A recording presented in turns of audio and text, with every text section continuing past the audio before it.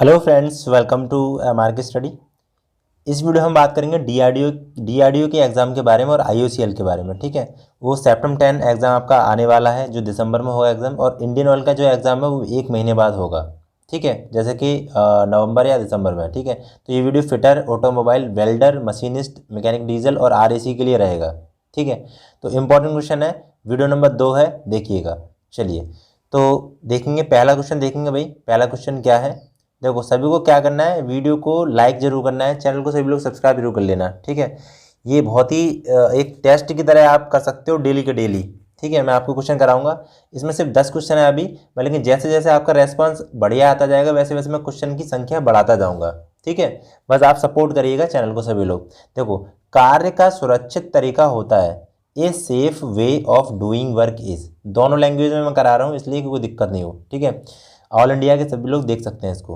तो देखो, कार्य का सुरक्षित मतलब a safe way of doing work, मतलब क्या हो सकता है, कार्य करने का एक प्रभावी और सही तरीका। An efficient of correct way of doing work, कार्य करने का एक पुराना तरीका। An old way of doing things, कार्य करने की जल्दी हैंडल करने का तरीका। A way of handle task quickly, कार्य करने का एक साधारण तरीका। A simple way of doing things. बताइए क्या आंसर रहेगा इसका, बताइए भाई। तो देखो, कार्य करने का जो सुरक्षित तरीका होता है वो होता है कार्य करने का एक प्रभावी और सही तरीका। ठीक है, an efficient and correct way of doing work. ठीक है, ये क्वेश्चन आया हुआ है, इंपॉर्टेंट क्वेश्चन जो आए हुए हैं क्वेश्चन वो मैं आपको करा रहा हूँ। देखो क्वेश्चन नंबर 2 देखो, इंपॉर्टेंट है। देखिए, कह रहा type of fuel, type of fuel, type of fuel class A, class A type के अग्नि में के लिए कौन सा ईंधन है। मतलब कह रहा है कि टाइप ए टाइप की जो फायर आती है, क्लास ए टाइप की जो अग्नि होती है उसमें क्या होता है। ठीक है, किस में मतलब लगी होती है, तो gas and liquefied gas, gas एवं द्रवित गैस। देखिए दूसरा, flammable liquid and liquefiable solution, ज्वलनशील द्रव एवं द्रवणीय ठोस। वुड, क्लॉथ, पेपर, मतलब वुड मतलब लकड़ी, कपड़ा और कागज। Fire and electrical equipment and metal fires, मतलब विद्युतीय उपकरणों में अग्नि तथा धातु, अग्नि धातु। तो देखो, ए टाइप की जो फायर होती है वो मैंने आपको फायर, टाइप ऑफ फायर में करा चुका हूँ। ठीक है, 7 वीडियो मैंने करा रखे हैं। तो उसमें टाइप ऑफ ए फायर जो होता है वो किस में लगती है, वुड में लगती है, लकड़ी, क्लॉथ, कपड़ा, पेपर, या कोई जैसे पेड़ पौधे उसमें आग लग जाती है। तो ये आती है ए टाइप की फायर में। ठीक है, ए टाइप की फायर में आती है। अब मैं आपको बी टाइप की फायर बताऊं, बी टाइप की फायर कौन कौन सी होती है भाई। बी टाइप की फायर में जैसे मान लो पेट्रोल हो गया। ठीक है, पेट्रोल हो गया,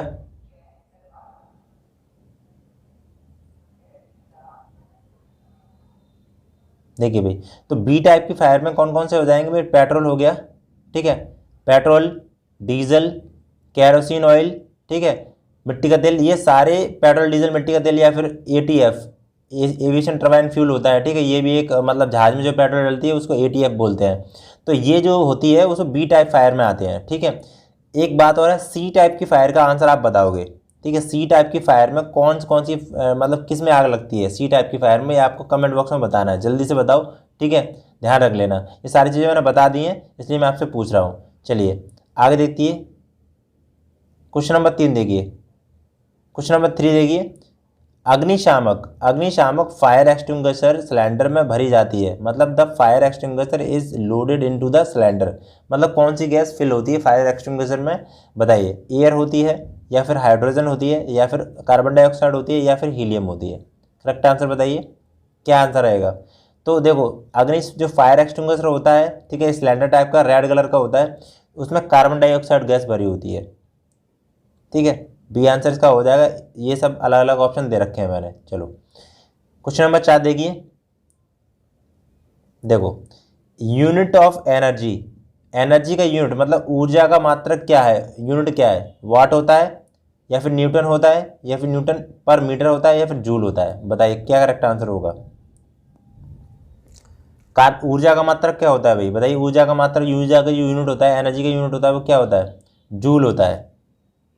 ठीक है, ऊर्जा का मतलब जूल होता है। और एक काइनेटिक एनर्जी होती है, वो क्या फॉर्मूला होता है काइनेटिक एनर्जी, के बराबर हाफ एम वी स्क्वायर।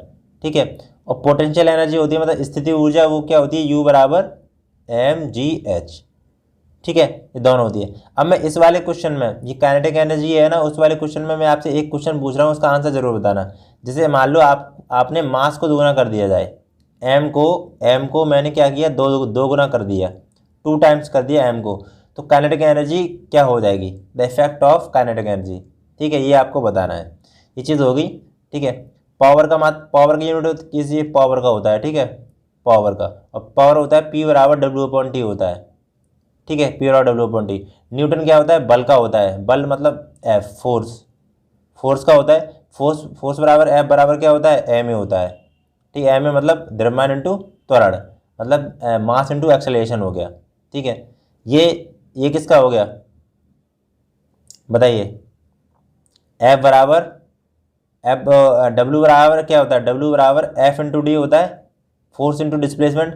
तो फोर्स का मात्रक क्या होता है, न्यूटन इंटू मीटर पर मीटर हो गया ये। तो न्यूटन पर मीटर किसका होगा, न्यूटन पर मीटर। बताइए इसका आंसर आप बताना क्या होगा, सी वाला आंसर। इसका करेक्ट आंसर जो हो जाएगा वो तो जूल हो जाएगा, मतलब लेकिन ये किसका मात्रक है ये मुझे बताना। ठीक है, कमेंट बॉक्स में बताना सभी लोग। चलो आगे देखते हैं, क्वेश्चन नंबर 5 देखिए। क्वेश्चन नंबर 5 इंपॉर्टेंट है। बैरोमीटर में पारे के तल का अचानक गिरावट सूचक है। The barometer indicated a sudden drop in the mercury level. Barometer जो होता है, ठीक है, मौसम विभाग जो होते हैं उसमें बैरोमीटर लगा होता है। तो बैरोमीटर जो होता है वो क्या करता है भाई, एटमॉस्फेरिक प्रेशर जो होता है या फिर एटमॉस्फेरिक की जानकारी देता है, मतलब वातावरण की जानकारी देता है। ठीक है, वायुमंडलीय दाब होता है, इसकी जानकारी देगा तुमको। लेकिन इसमें जो पारा होता है, मरकरी का लेवल होता है, मरकरी क्या होती है, Hg होता है। इसका लेवल अगर अचानक से नीचे गिर जाए तो इसका मतलब क्या होता है बताइए। अचानक से नीचे गिर जाएगा तो हो जाएगा आपका तूफान आने की संभावना रहेगी। ठीक है, तूफान आने की संभावना रहेगी ये। और बैरोमीटर का तापमान अगर धीरे धीरे ऊपर बढ़े, धीरे करके ऊपर चले तो इसका मतलब होता है साफ मौसम। ठीक है, क्लीन वेदर। दोनों क्वेश्चन तैयार हो गए यहाँ पे, ये लिख लेना। ठीक है, इंपॉर्टेंट पॉइंट है तो ध्यान रखना। अब मैं आपसे एक क्वेश्चन पूछ रहा हूँ, भूकंप जो होता है, भूकंप, ठीक है, भूकंप को किस पैमाने से मेजरमेंट करते हैं। ये क्वेश्चन आपको बताते रहने साथ साथ में, इससे क्या है आपको रिवीजन होता जाएगा।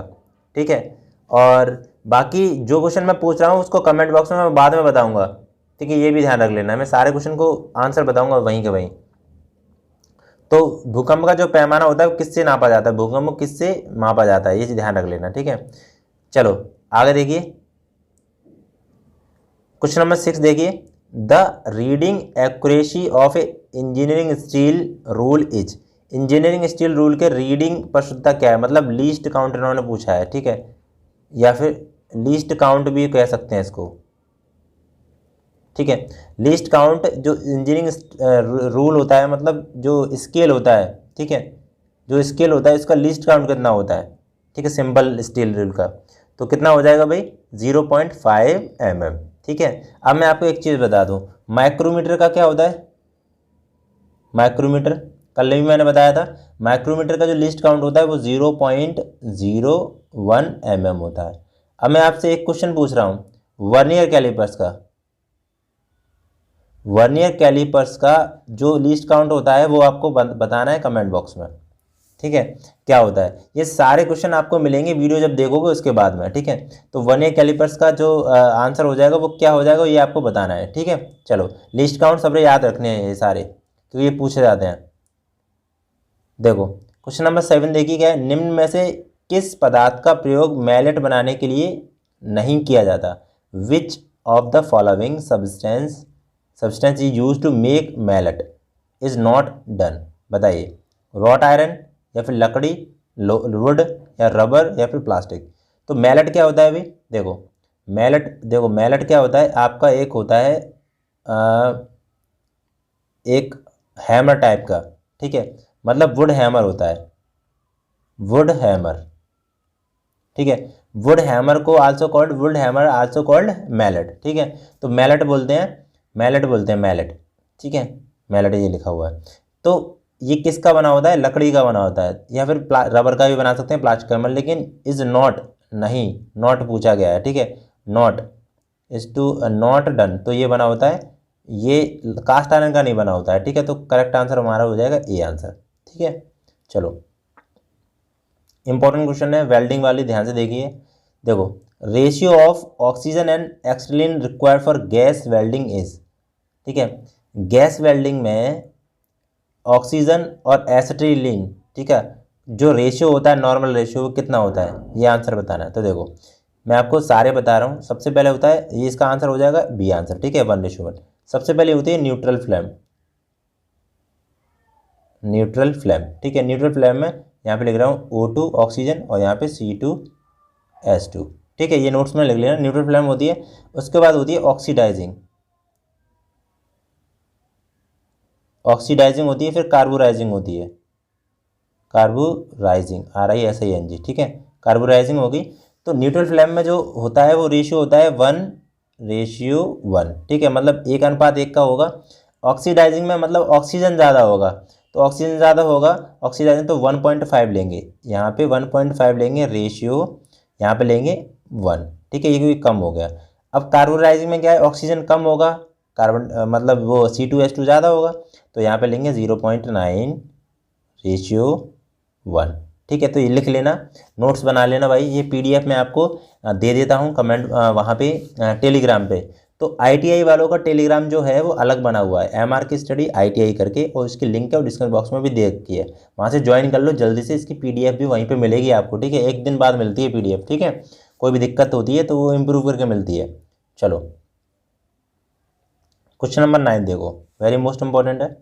देखो क्या क्वेश्चन है, a grinding wheel is applied as एक अपघर्षक पहिया आगे बढ़त के अनुसार विशिष्टीकृत है। जैसे मान लो एक नंबर दिया है आपको ये वाला, ठीक है, द सिंबल M रिप्रेजेंट, मतलब कह रहा है कि M जो है वो क्या रिप्रेजेंट कर रहा है इसके अंदर, ये वाला जो M है। तो देखो मैंने सब कुछ बता दिया है। ये जो है 7 नंबर होते हैं, देखो देख ले रहे हैं पहले, 1 2 1 2 3 4 5 6 नंबर है, ठीक है। चलो कोई दिक्कत नहीं। तो यहाँ पे जो M होगा वो क्या डिनोट करेगा, तो M देखो ये तो यहाँ पे तो नहीं करेगा, ये W तो कुछ नहीं है। A एब्रेसिव हो गया, ये होता है ग्रेड नंबर, और ये होता है M, मतलब ग्रेड्स हो गए ये, ठीक है, ग्रेड हो गया, ग्रेड हो गया, एब्रेसिव ग्रेड्स, स्ट्रक्चर बॉन्ड, ठीक है। तो मैं सारी चीज़ें बता दे रहा हूँ एक साथ में, आपको तैयार कर लेनी है। ग्रेड्स होता है, इसका मतलब होता है hardness of the grinding wheel, hardness of the grinding wheel, ठीक है, ये हो जाएगा ग्रेड्स का मतलब। तो ए का मतलब क्या है, यहाँ पे एब्रेसिव हो गया, ग्रिट मतलब हो गया तुम्हारा ग्रिट साइज, ठीक है, ये 60 हो गया ग्रिट साइज। M हो गया तुम्हारा ग्रेड्स, एब्रेसिव ग्रेड्स, स्ट्रक्चर हो गया तुम्हारा V, ठीक है, और structure abrasive grade structure bond, 22 number हो गया तुम्हारा बॉन्ड टाइप। तो ये मैं सारे बता दिए हैं, वो अपना तैयार कर लेना। और वीडियो नहीं देखा है आपने तो पहला वीडियो देखिएगा, ITI की प्लेलिस्ट भी मैंने डिस्क्रिप्शन बॉक्स में दे दी है, वहाँ से पूरा एकदम से क्लियर होगी सारी चीज़ें, ठीक है, कोई दिक्कत नहीं होगी, एक ही चीज़ मैंने क्लियर अच्छी तरीके से कराई है। चलो यहाँ पे देखो भाई, ये इंपॉर्टेंट क्वेश्चन है। क्वेश्चन नंबर 10 देखिए, piston ring is generally made of, piston ring जो होती हैं वो किसकी बनी होती हैं, बताइए। देखो हमारा कोई इंजन होता है, उसमें सिलेंडर होता है एक, ठीक है, इस तरीके का सिलेंडर, यहाँ पे इस तरीके की पिस्टन लगी होती है, इस तरीके, ये पिस्टन आपको दिखा रखी है, ठीक है, ये पिस्टन रिंग है, ठीक है, अभी बता रहा हूँ। देखो यहाँ पे ये तो अपना हो गया सिलेंडर, ठीक है, यहाँ पे हो गई पिस्टन, यहाँ पे हो गए 2 वाल्व, ठीक है, और यहाँ पे होती है आपकी ये, ठीक है, पिस्टन रिंग हो गया। और ये जो है ना, ये पिस्टन है, ये क्या है, पिस्टन, ठीक है, ये पिस्टन है, ये क्या है, पिस्टन रिंग। तो ये आपको देखो जगह दिख रही होगी, देखो ये वाली ऐसे करके दिख रही है ना, ये जो पिस्टन रिंग है वो यहीं लगती है इस जगह पे।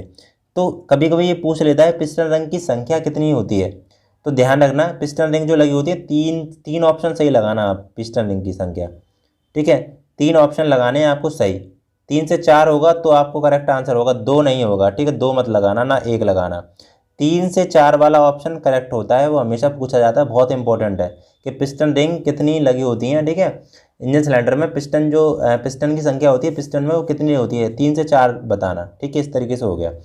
और पिस्टन जो बनी होती है, पिस्टन सामर्थ्य बनाई जाती है वो आपकी कास्ट आयरन की बनाई जाती है, ठीक है, क्योंकि इसकी डैम्पिंग कैपेसिटी होती है। अब डैम्पिंग कैपेसिटी आप समझ नहीं पाओ, डैम्पिंग कैपेसिटी, ठीक है, ये इसकी ज़्यादा होती है कास्ट आयरन। और कास्ट आयरन जो होता है वो ब्रिटल मटेरियल होता है, ये भी ध्यान रखना, ब्रिटल मतलब भंगुर होता है। कैसा होता है भाई? भंगुर होता है ये। तो ये भी चीज़ हो गई, ठीक है। तो डिटेल में पढ़ने के लिए मैं आपको पूरी चीज़ बताऊंगा बाद में, क्योंकि देखो क्वेश्चन आंसर में आप देखो तुम्हारा क्या सिस्टम है मैं बता रहा हूँ। तुम लोगों का ये सिस्टम है कि क्वेश्चन आंसर में सर एक चीज़, जैसे पिस्टन रिंग आ गई तो पिस्टन रिंग के बारे में मैं यहीं पे सब कुछ बता दूं, तो भाई थोड़ा सा मुश्किल है, क्योंकि मैं स्पेशली अलग से वीडियो बनाऊंगा इन सारी चीज़ों को। पिस्टन रिंग के ऊपर कितने क्वेश्चन बन सकते हैं वो एक बार में बताने हैं, ठीक है। तो वो मैं बोर्ड पे बताऊंगा सारी चीज़ें, कि यहाँ पे लिखने में बनता नहीं है, इसलिए वो नहीं हो पाता। चलो, तो फाइनली आपको क्या करना है, वीडियो अच्छा लगा तो भाई क्या करना है, देखो सब्सक्राइब जरूर कर लेना सभी लोग चैनल को, ठीक है। और उम्मीद रहती है कि हमारे 20 के सब्सक्राइबर आपको करवाने जल्दी से जल्दी। हम लोग 1 महीने का टारगेट ले रहे हैं, ठीक है। अक्टूबर वाला महीना है, अक्टूबर वाले महीने में अगर आपने एक टारगेट करवा दिया 20 के सब्सक्राइबर का, ठीक है, तो बहुत ही अच्छी बात रहेगी ये, ठीक है। आपके लिए मैं मतलब उम्मीद से ज़्यादा कर दूंगा, ठीक है, इतना टेंशन मत लो।